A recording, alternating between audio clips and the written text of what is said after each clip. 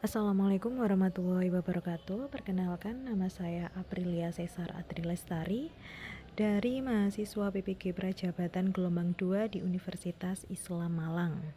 Saya di sini akan memaparkan mengenai materi filosofi pendidikan Indonesia, di mana pada pendidikan yang memerdekakan. Jadi pada dasarnya pendidikan yang memerdekakan itu adalah suatu bentuk dasar pemikiran dari Ki Hajar Dewantara yang menyebut bahwa pendidikan adalah memerdekakan. Artinya pendidikan yang mandiri, tidak bergantung pada orang lain, namun juga sadar akan hak dan kewajibannya sebagai anggota masyarakat yang dapat berkontribusi untuk lingkungannya. Jadi pendidikan yang memerdekakan itu kita tidak terpaku lagi pada teori-teori di sekolah, melainkan teori-teori ini nantinya akan dapat diimplementasikan di lingkungan masyarakat. Gitu. Jadi pembelajaran yang berpihak pada peserta didik, dalam hal ini pendidik, saya sendiri memberi kesempatan siswa untuk mengemukakan pendapat. Jadi diharapkan dapat memberikan kebebasan, membangun percaya diri peserta didik dalam pengetahuan yang mereka miliki untuk diutarakan di depan umum. Siswa diberi kebebasan untuk menyalurkan pendapatnya, memahami materi. Siswa diberi kebebasan untuk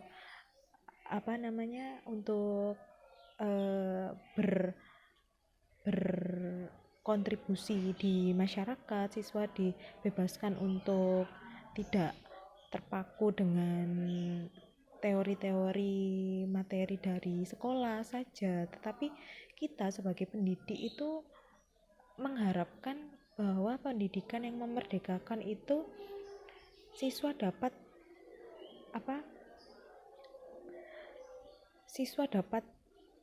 memaknai dan memahami pelajaran sesuai dengan caranya. Gitu. Hal yang perlu dilakukan guru yang pertama dalam mengimplementasikan pendidikan yang memerdekakan untuk peserta didik ya pastinya, itu ada 6 poin. Yang pertama, menarik perhatian siswa dengan gaya bicara kita yang menyenangkan dan memberikan penjelasan mudah dapat dipahami oleh peserta didik.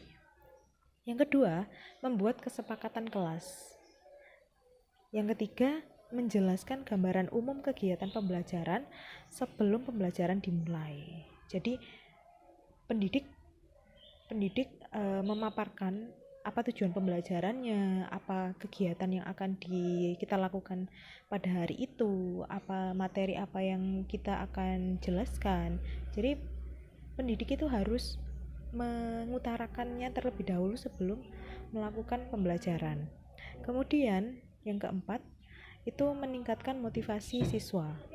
Jadi yang kelima, mengaitkan pembelajaran dengan mata pelajaran lain. Jadi materi dari pembelajaran itu kita bisa kaitkan dengan kegiatan di lingkungan sekolah ataupun lingkungan masyarakat, agar nantinya siswa ini tidak melulu terpaku pada buku teks saja. Kemudian yang keenam yaitu mengadakan evaluasi. Ini penting untuk pendidik, di mana kita bisa mengukur keberhasilan siswa dalam mengikuti pembelajaran itu seperti apa. Jadi kalau setelah pembelajaran kita lakukan evaluasi, kita dapat mengukur dan menilai kemampuan kognitif peserta didik, kemampuan keterampilannya. Kita bisa melihat secara detail dari evaluasi yang kita jabarkan tadi. Gitu.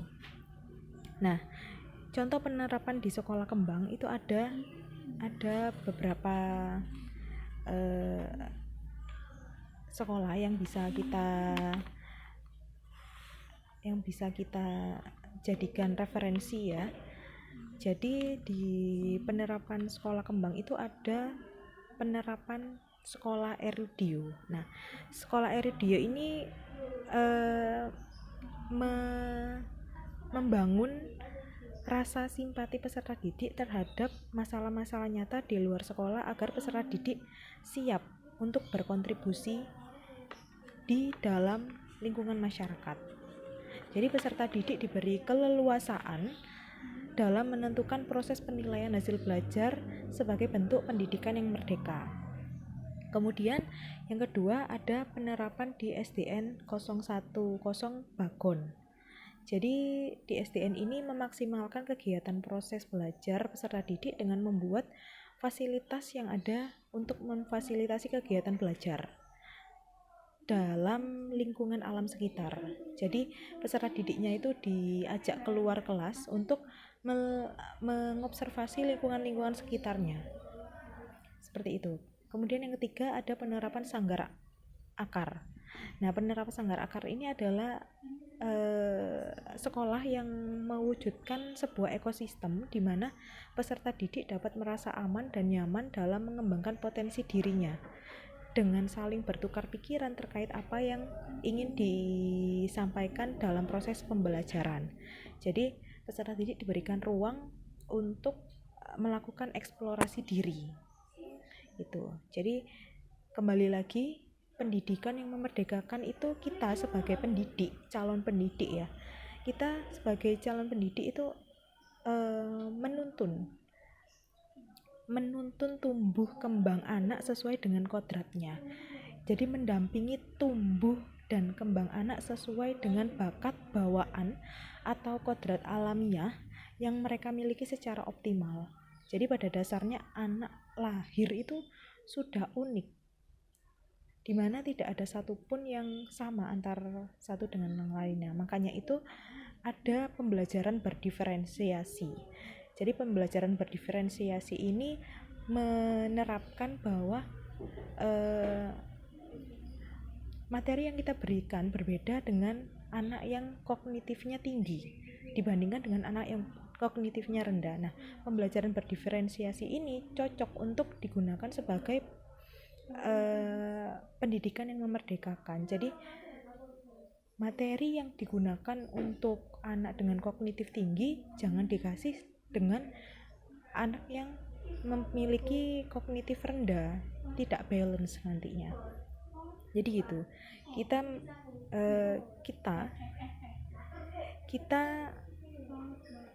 menjadi pendidik itu harus dapat menuntun murid dalam mengembangkan potensi-potensi positif yang ada dalam dirinya.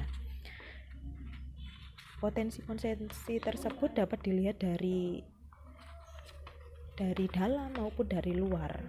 Jadi salah satu indikator terwujudnya merdeka belajar itu tergambar dalam proses pembelajaran yang berpihak pada peserta didik. Seperti itu. Terima kasih, itu tadi pendapat saya mengenai pendidikan yang memerdekakan untuk perkembangan pendidikan di Indonesia saat ini. Sampai jumpa.